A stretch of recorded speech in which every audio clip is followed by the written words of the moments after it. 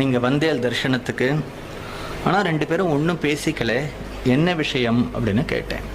கார்த்தால ஒரு 10-11 மணி இருக்கும் சன்னதி ஸ்ட்ரீட்டில். விஷயம் இதுதான். பகவான் வந்து ஒவ்வொருத்தர்கிட்ட சொல்லும்பொழுது ஒவ்வொரு விதமாக சொல்லுவார். எங்கிட்ட அவர் என்ன சொன்னார் அப்படின்னா, Acharyal asked this beggar to go and settle in Govindapuram. This beggar said for him Tiruvannamalai is itself enough. Acharyal said okay. இதுதான் சொன்னார் அவர்.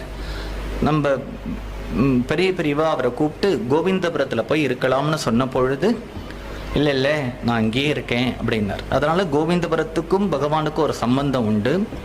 கோவிந்தபுரத்தில் பகவன் நாம போதேந்திரருடைய சமாதிக்கு யோகிராம் சுரத்குமார் அவரோட வேண்டரிங் பீரியடில் வந்திருக்கார்.